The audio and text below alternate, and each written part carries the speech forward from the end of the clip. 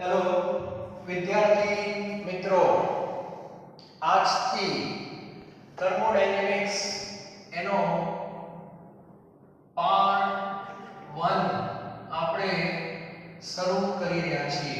Part 1 અને part 1 ની અંદર ઊર્જાનો પહેલો અને બીજો ફેરફાર, પહેલા ફેરફારને ડેલ્ટા યુ કહીશું, બીજા ફેરફારને ડેલ્ટા એચ, અને એની સાથે જે કઈ નિયમો સંકળાયેલા છે એની આપણે ચર્ચા કરશું. ખાસ કરીને પ્રથમ નિયમ, શૂન્યક્રમના નિયમની આપણે આગળના લેક્ચરમાં થોડી ઘણી ચર્ચા કરેલી છે, બરાબર? તો આજે આપણે પાર્ટ 1 ચાલુ કરીએ છીએ.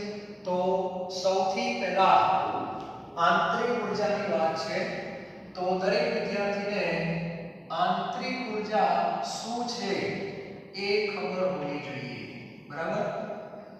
તો કોઈ પણ દ્રવ્ય હોય, સજીવ હોય કે નિર્જીવ, એ દ્રવ્યની અંદર ઊર્જા હોય ને હોય જ, બરાબર? ઊર્જાના ઘણા બધા સ્વરૂપો છે. એ બે સ્વરૂપોની વાત કરીશ. એક ગતિજ ઊર્જા અને બીજી સ્થિતિજ ઊર્જા, બરાબર? અને આ બે ઊર્જાઓનો જે સરવાળો છે એને આંતરિક ઊર્જા કહે છે. યાંત્રિક નહીં, આંતરિક ઊર્જા કહે છે. શબ્દોમાં ફેર છે, બરાબર? એટલે દરેક વિદ્યાર્થી ફિઝિક્સમાં પણ ચર્ચા કરેલી છે આપણે. U બરાબર K પ્લસ સ્થિતિ ઊર્જાને પોટેન્શિયલ એનર્જી કહે છે, એટલે P તમે લખી શકો. તો દરેક વિદ્યાર્થી આ રીતે પહેલા વિચારે. હવે આ બે ઊર્જાઓ કઈ રીતે આવી? તો કોઈ પણ દ્રવ્ય હોય, બધાને ખબર છે, એમાં અણુ હોય, અણુમાં પરમાણુ હોય, પરમાણુમાં પ્રોટોન, ન્યુટ્રોન, ઇલેક્ટ્રોન હોય. સરવાળે દ્રવ્યની અંદર કણો છે, અને આ કણો આંદોલન ગતિ કરતા હોય છે પોતાની અવસ્થાને આધારે, બરાબર? તો એ આંદોલન ગતિ ચાલતું હોય, ઇલેક્ટ્રોન તો ફરતા જ હોય છે, પ્રવાહીમાં તો અણુ ફરતા હોય, વાયુમાં પણ અણુ ફરતા હોય. આ બધાના કારણે દ્રવ્ય પાસે ગતિ ઊર્જાનું અસ્તિત્વ છે. બીજું, કેન્દ્રમાં પ્રોટોન, ન્યુટ્રોન, કેન્દ્રની બહાર ઇલેક્ટ્રોન, તો ઇલેક્ટ્રોન અને પ્રોટોનની વચ્ચે આકર્ષણ થાય, ઇલેક્ટ્રોન વચ્ચે અપાકર્ષણ થાય. તો આ બધાના કારણે પણ એક ઊર્જાનું અસ્તિત્વ છે, અને એને સ્થિતિ ઊર્જા કહે છે. એટલે ગતિ ઊર્જા અને સ્થિતિ ઊર્જા કોઈ પણ દ્રવ્યની લાક્ષણિકતા છે. દરેક દ્રવ્યમાં હોય જ, અને એના સરવાળાને આંતરિક ઊર્જા કહે છે, બરાબર? ડિટેલમાં બહુ આપ્યું નથી ટેક્સ્ટબુકમાં, પણ અત્યારે તમારે આટલું સમજવાનું. તો સાથે સાથે નોટની અંદર જે મુદ્દા હું બોલું એ તમારે લખવાના છે, ઓકે? તો આંતરિક ઊર્જા બરાબર ગતિજ ઊર્જા વત્તા સ્થિતિ ઊર્જા, આ પહેલો મુદ્દો. બીજો મુદ્દો લખો, આંતરિક ઊર્જા એ દ્રવ્યની લાક્ષણિકતા, આંતરિક ઊર્જા એ દ્રવ્યની લાક્ષણિકતા અને તાપમાન ઉપર આધારિત છે. દ્રવ્યની લાક્ષણિકતા અને તાપમાન ઉપર આધારિત છે, બરાબર? એનો અર્થ કે દ્રવ્યનું તાપમાન બદલાય અથવા તો દ્રવ્ય પોતે બદલાય, તેવા સંજોગોમાં આંતરિક ઊર્જામાં ફેરફાર થતો હોય છે. આ વસ્તુ ક્લિયર હોવી જોઈએ, બરાબર? તો એક સામાન્ય માહિતી છે આંતરિક ઊર્જાની. હવે ધ્યાન આપજો. હવે જે આપણે ટોપિક ભણવા માટે જઈ રહ્યા છીએ એ વાસ્તવમાં ઉષ્માગતિશાસ્ત્રનો પ્રથમ નિયમ છે, બરાબર? તો સૌથી પહેલા ઉષ્માગતિશાસ્ત્રનો પ્રથમ નિયમ આપણે ભણવા માટે જઈ રહ્યા છીએ, બરાબર છે? ધ્યાન આપજો. તો સૌથી પહેલા પ્રથમ નિયમ દરેકને ખબર જ છે, વર્ષોથી તમે ભણતા આવ્યા છો, બરાબર? તો એને શબ્દોની ભાષામાં આપણે સૌથી પહેલા રજૂઆત કરશું. તો દરેક વિદ્યાર્થી અવતરણ ચિહ્નમાં લખે. અવતરણ ચિહ્નમાં લખશે. લખો વિશ્વની ઊર્જા. વિશ્વની ઊર્જા અચળ હોય છે. વિશ્વની ઊર્જા અચળ હોય છે. અલ્પવિરામ. ઊર્જાનો કદી નાશ થતો નથી. ઊર્જાનો કદી નાશ થતો નથી કે નવી ઊર્જા ઉત્પન્ન થતી નથી. કે નવી ઊર્જા ઉત્પન્ન થતી નથી. પરંતુ ઊર્જાનો એક સ્વરૂપમાંથી બીજા સ્વરૂપમાં રૂપાંતર થાય છે.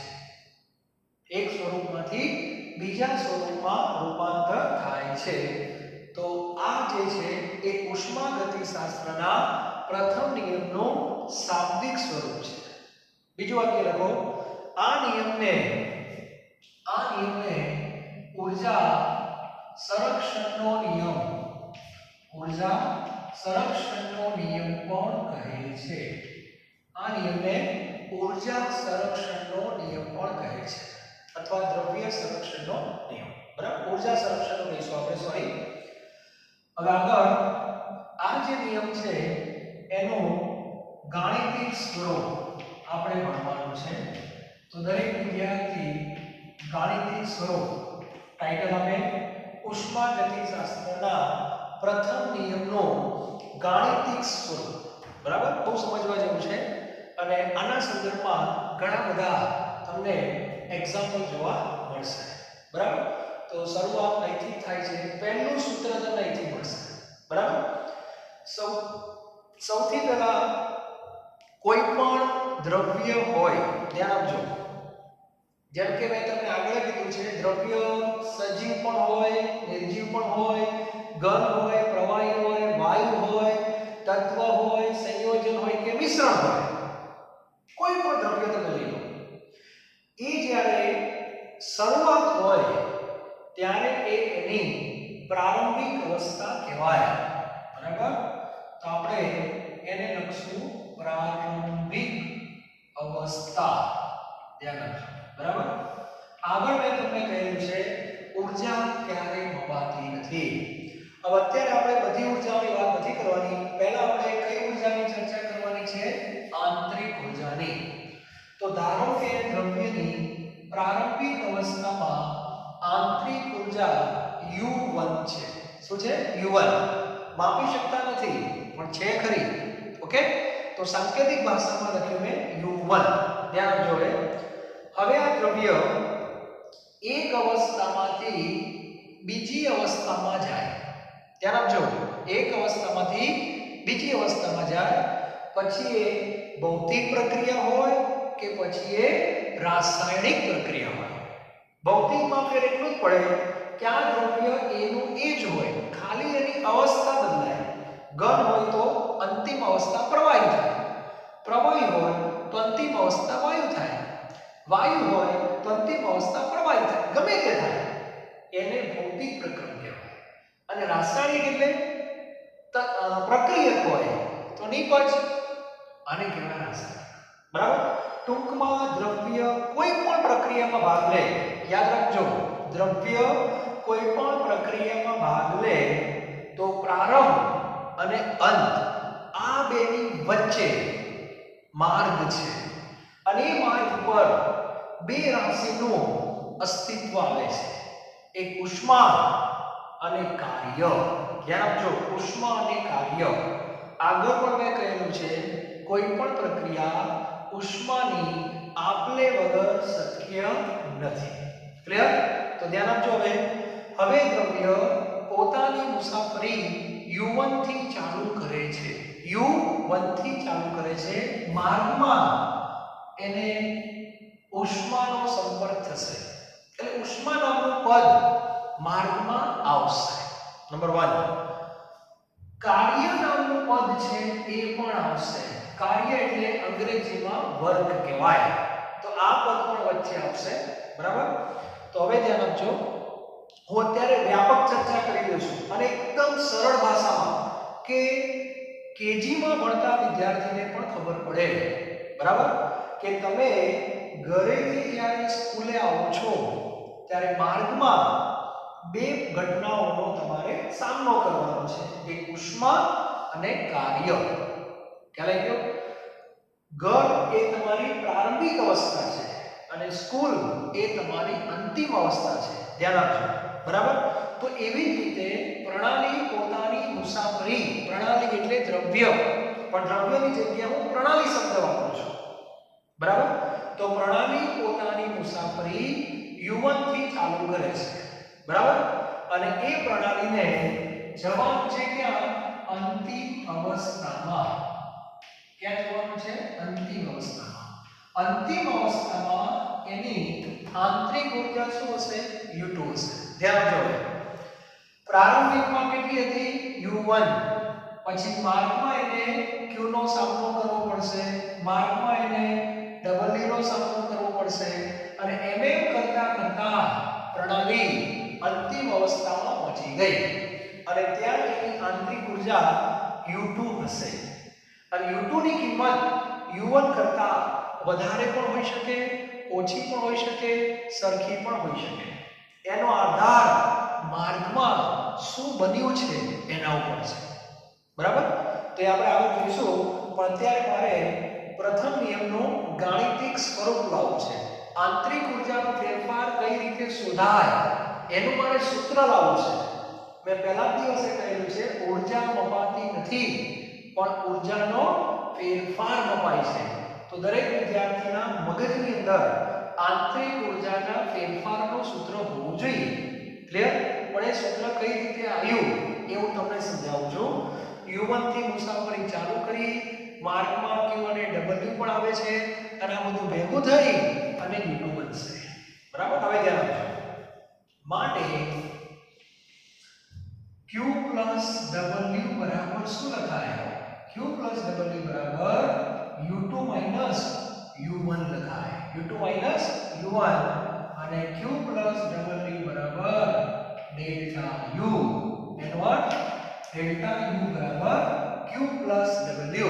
એટલે આંતરિક ઉર્જાનો ફેરફાર તમારે જો શોધવો હોય તો પ્રણાલી પ્રારંભિક અવસ્થામાંથી અંતિમ અવસ્થામાં જ્યારે જાય છે ત્યારે માર્ગમાં Q અને W ની જે સ્થિતિ છે એના જે ગાણિતિક મૂલ્યો છે એ તમને ખબર હોવી જોઈએ. તો આ એનું એક ગાણિતિક સ્વરૂપ છે, બરાબર. ધ્યાન રાખજો. હવે આગળ આ સૂત્ર તમારી પાસે આવી ગયું છે. હવે જો શું કરવાનું ધ્યાન આપજો. હવે જે હું સૂત્ર લખું છું, હવે વ્યાપક રીતે હવે જે સૂત્ર લખું છું એ તમારે યાદ રાખવાનું છે. વ્યાપક રીતે ડેલ્ટા U બરાબર plus or minus Q plus or minus W. તમારે આ સૂત્ર યાદ રાખવાનું છે. ઘણા કે પ્લસ ઓર માઈનસ શું છે? તો ઉષ્માગતિશાસ્ત્રમાં જે ઉષ્મા છે, ઉષ્મા એની જે લેવડ દેવડ થઈ, કાર્યની જે લેવડ દેવડ થઈ, એમાં ચિહ્ન આવશે. ક્યારે પ્લસ લેવું, ક્યારે માઈનસ લેવું એ નક્કી કરવું પડશે. એટલે તમારે દાખલા ગણો ત્યારે પહેલા આ સૂત્ર લખવાનું, આને આ એક ટેવ પાડી દેજો. એટલે Q ની કિંમત હંમેશા પ્લસ જ હોય એવું જરૂરી નથી, માઈનસ પણ હોઈ શકે, બરાબર. તો Q અને W ક્યારે પ્લસ લેવા, ક્યારે માઈનસ લેવા એવું તમને સમજાવું.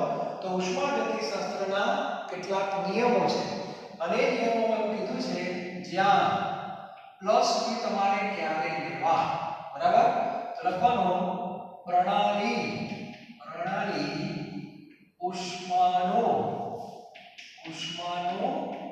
શોષણ કરે એનો અર્થ કે જો પ્રક્રમ ઉષ્મા શોષક હોય. પ્રણાલી જ્યારે એક અવસ્થામાંથી બીજી અવસ્થામાં જતી હોય ત્યારે બે શક્યતાઓ છે. કાં તો એ પ્રણાલી બહારથી ઉષ્મા લે અથવા તો બહાર ઉષ્મા આવે, અને રકમમાં લખેલું હશે, બરાબર. જો શોષણ કરે તો પ્લસ લેવાના અને માઈનસ ક્યારે લેવાના?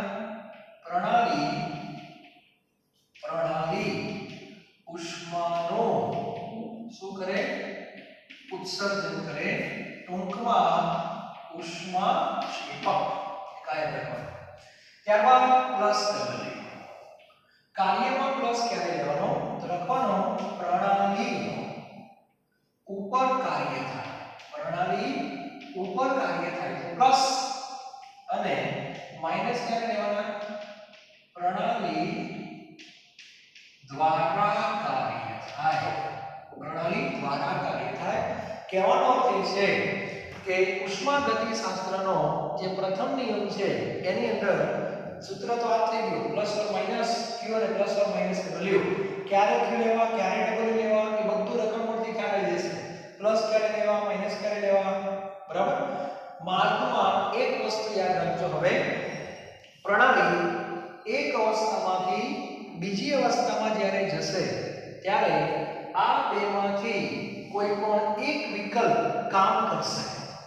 કાં તો પ્રણાલી ઉષ્માનું શોષણ કરશે, કાં તો ઉષ્મા આપી દેશે. બેમાંથી એક જ કાર્ય કરશે, બંને ભેગા નહીં, બરાબર. બીજું, આ બેમાંથી પણ કોઈ પણ એક જ કાર્ય થશે, એ આપણે જોઈશું, બરાબર.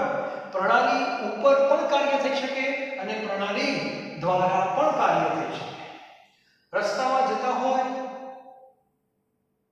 કૂતરું આવે તો કૂતરું તમને કરડે પણ ખરો અને તમે કૂતરાને મારો પણ ખરો.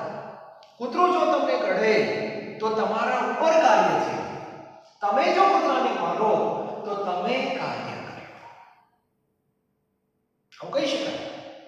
જોઈશું આપણે સારી ભાષામાં ચર્ચા કરીશું આ બધાની, પણ દરેકના મગજમાં એટલું તો પહેલા મગજમાં બેસાડી દો કે પ્રણાલી એક અવસ્થામાંથી બીજી અવસ્થામાં જ્યારે જાય છે ત્યારે બે શક્યતાઓ છે.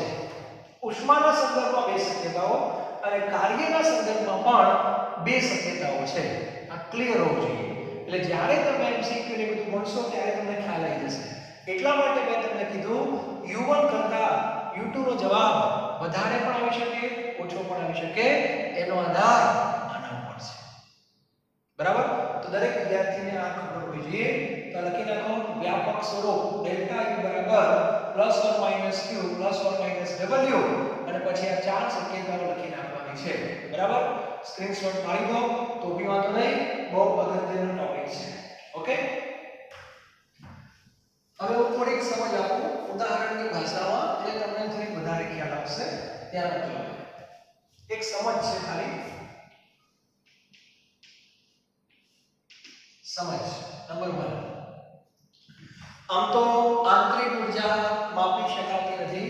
મેં તમને પહેલા દિવસે કહ્યું પપ્પાના પાકીટમાં કેટલા રૂપિયા છે પૂછવાનો, ઘણા પૂછ્યું પણ હશે, જવાબ x માં પડ્યો હશે, બરાબર. તો એક ચર્ચાને હું આગળ વધારું છું. તમારા પાકીટમાં પૈસા આવી ગયા છે સમજી લેજો. હવે ધ્યાન આપજો. એક સામાન્ય ચર્ચા કરીએ આપણે, તમને બહુ મજા આવશે. એમાં U1 U2 Q W એ બધું આવી જશે. ઓકે, સૌથી પહેલા આપણું પોતાનું જ ઉદાહરણ લઈએ આપણે. ધારો કે તમારા પાકીટમાં 50 રૂપિયા છે. 50 રૂપિયા, ધ્યાન આપજો, 50 રૂપિયા છે.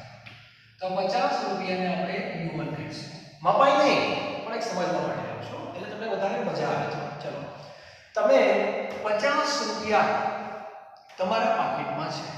ધ્યાન આપજો. હવે તમારે માર્કેટમાં જવું છે, એટલે ઘર જે છે, ઘર મકાન એ તમારું પ્રારંભિક સ્થાન છે અને માર્કેટ એ તમારું અંતિમ સ્થાન છે. ધ્યાન આપજો. ઓકે, હવે તમે પપ્પા પાસે ગયા. પપ્પા મને પૈસા આપો. પપ્પા કે કેમ? દાબેલી ખાવી છે. પપ્પાએ કીધું કઈ વાંધો નહીં. એટલે પપ્પાએ 20 રૂપિયા આપ્યા. ધ્યાન આપજો, 20 રૂપિયા આપ્યા. તો 20 રૂપિયા તમારા પાકીટમાં ઉમેરાય. એટલે 50 તો હતા જ, એમાં 20 થયા ઉમેરાયા. તો આ 20 જે છે એને Q કહેવાય. પ્લસ કે માઈનસ? પ્લસ. શોષક કારણ કે પાકીટમાં આયા. ચલો ધ્યાન આપજો. ખાલી સરવાળા બાદબાકી કરવાના, મનમાં યાદ રાખવાનું. 50 હતા, 20 આયા, 70 થયા. ઓકે, એટલે Q1 ની એન્ટ્રી થઈ ગઈ. ચાલો, હવે તમે દુકાનમાં ગયા દાબેલી ખાવા. હવે દાબેલીનો ભાવ હતો 10 રૂપિયા. કેટલા રૂપિયા હતો? 10 રૂપિયા. તમે એક દાબેલી ખાધી, એક જ ખાધી, બરાબર? તો ખાધી એટલે શું? પાકીટમાંથી પૈસા જશે, એટલે આ માઈનસ કરવા પડે 10 રૂપિયા. એટલે આ ડબલ્યુ છે અને આ ડબલ્યુ કેવા માઈનસ પ્રણાલી દ્વારા કાર્ય થયું. 10 રૂપિયા માઈનસ થઈ ગયા, બરાબર? અને હવે તમારા પાકીટમાં કેટલા રૂપિયા હશે મને કહો. 50 હતા, સમજાય છે? 50 હતા, 20 આયા, 70, 10 ગયા, કેટલા વધ્યા? 60. એનો અર્થ કે હવે તમારા પાકીટમાં 60 રૂપિયા છે અને 60 રૂપિયાને U2 કહેવાય. તો U1 કરતા U2 મોટા થયા. મોટા કેમ થયા? એનું કારણ જેટલા રૂપિયા પપ્પાએ આપ્યા હતા એના કરતા આપણે ઓછા વાપર્યા, એટલે સરવાળે રૂપિયા વધ્યા. કેટલા વધ્યા? તેને ડેલ્ટા U કહેવાય. ડેલ્ટા U કેમ શોધાય? U2 U1. U2 U1 એટલે 60 ઓછા 50. જવાબ શેનો આવે? +10. અને મેં તમને કીધું તો જ્યારે ફેરફાર પ્લસમાં આવે ત્યારે સમજી લેવાનું કિંમત વધી કહેવાય. તો રૂપિયા વધ્યા છે, બરાબર? એટલે આવું થવાનું જ્યારે પ્રણાલી એક અવસ્થામાંથી બીજી અવસ્થામાં જશે. આ એક ઉદાહરણ છે. ત્યારે એ ઉષ્માનું ધારો કે શોષણ કરે છે, આ કર્યું, અને પોતે કાર્ય પણ કરે છે, પણ શોષણ કરતા કાર્ય ઓછું કર્યું તો સરવાળે એની પાસે ઊર્જા વધશે. આ એક ઉદાહરણ છે, બરાબર? બીજો કેસ, ચલો ફરીથી તમારી પાસે કેટલા રૂપિયા હતા? 50. પપ્પાએ કેટલા આપ્યા? 20. દાબેલી ખાવા માટે દાબેલીમાં બહુ મજા આવી ગઈ. 3 દાબેલી ખાઈ ગયા. 3 ખાધી એટલે 30 રૂપિયા ગયા. 30 ગયા એટલે પપ્પાના 20 તો ગયા જ. તો સમજી લો તમારા પોતાના પણ 10 જતા રહ્યા અને હવે વધે કેટલા? 40. 40 જ વધે.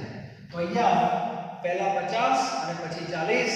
તો આની અંદર ડેલ્ટા U નો જવાબ 40 - 50 જવાબ આવશે -10. માઈનસમાં જવાબ આવે એટલે રૂપિયા ઘટ્યા કહેવાય. તો આવું પણ થઈ શકે. પ્રણાલી જેટલી ઉષ્માનું શોષણ કરે છે એના કરતા વધારે કાર્ય કરી દીધું. ઘણીવાર તમે ખાઓ એના કરતા વધારે જો પરિશ્રમ કરી દો તો થાકી જાઓ. ખાધું એના કરતા વધારે કાર્ય કર્યું, થાક તો લાગવાનો જ છે. અને ખાધું એના કરતા ઓછું કાર્ય કર્યું તો નહીં લાગે, બરાબર? ત્રીજો કેસ, આદર્શ વિદ્યાર્થી. ક્યારેક આવું પણ બને, પપ્પાએ કેટલા રૂપિયા આપ્યા? 50. સોરી, તમારી પાસે 50 હતા, પપ્પાએ કેટલા આપ્યા? 20.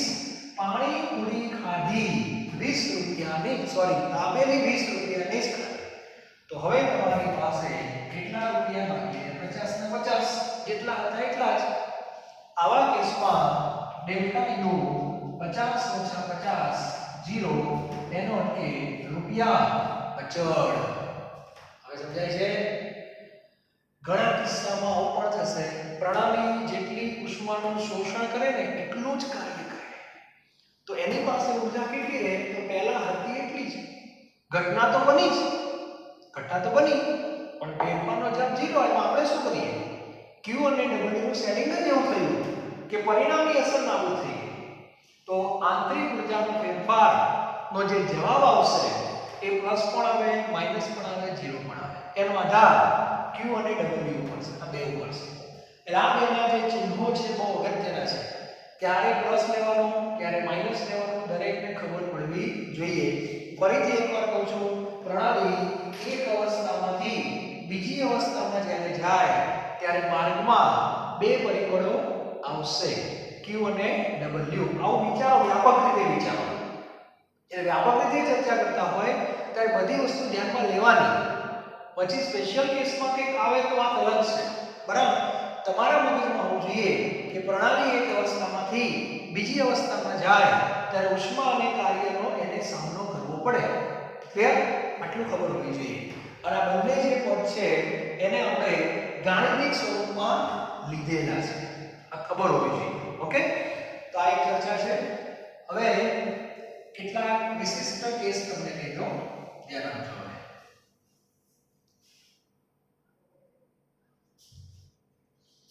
હવે કેસ 1 પહેલો કેસ ધ્યાન આપજો. હવે પહેલો કેસ એવો છે સમોષ્મી પ્રકરણ.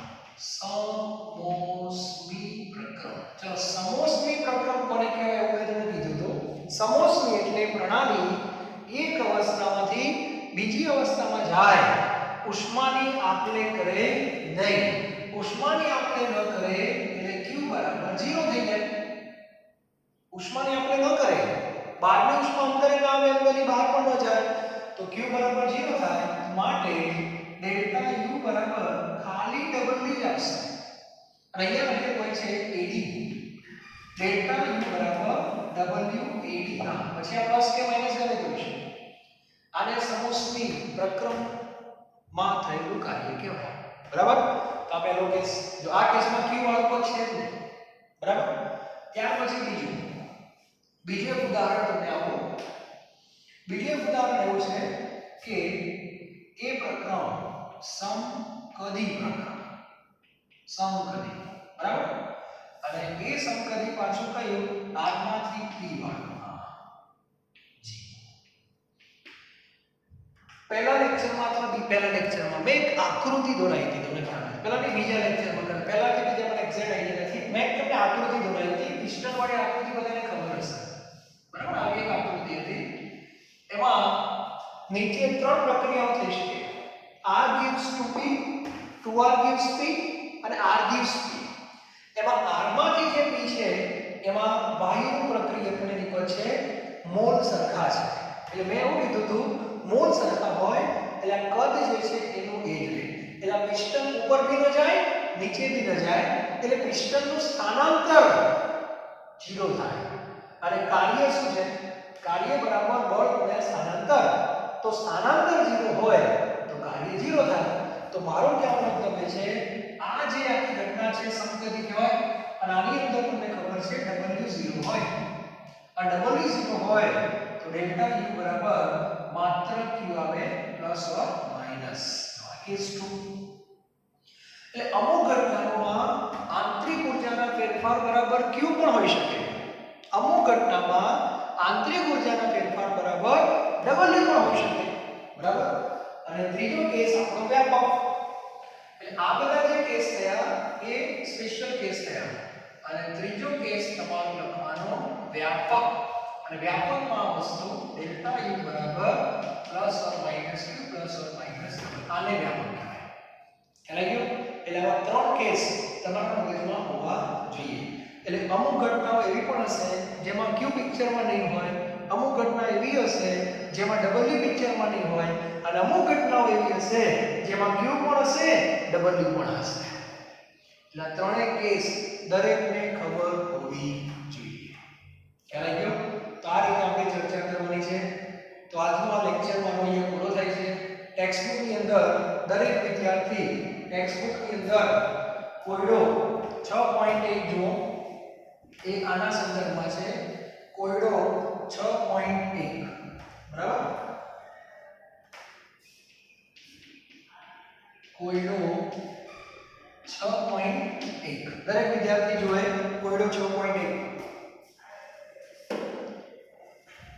6.1 ની અંદર દરેક વિદ્યાર્થી ત્રણ પ્રશ્નો આપેલા છે. એનો અભ્યાસ કરો તો તરત ખ્યાલ આવી જશે. 6.1 માં ધ્યાન આપજો. હવે પ્રણાલીનો આંતરિક ઊર્જા ફેરફાર દર્શાવો.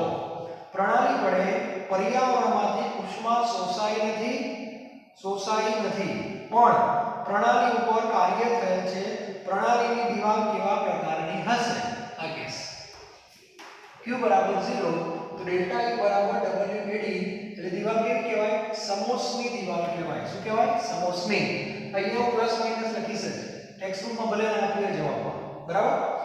બીજો કેસ પ્રણાલી ઉપર કાર્ય થયેલ નથી. કાર્ય થયેલ નથી એટલે W0 પણ ઉષ્માનો જથ્થો Q પ્રણાલીમાંથી લઈને પર્યાવરણમાં આપવામાં આવ્યો છે. પ્રણાલીની દિવાલો કેવા પ્રકારની હશે? એટલે ડેલ્ટા U બરાબર પહેલાનો જવાબ તો મળી ગઈ. પહેલો વિકલ્પ એમાં ડેલ્ટા U બરાબર W પ્લસ ઓર માઈનસ. કારણ કે સ્પષ્ટતા કરી નથી. ના સોરી, પ્રણાલી ઉપર કાર્ય થયેલું સોરી કરેલી છે એટલે પ્લસ ડબલ લખવાના બરાબર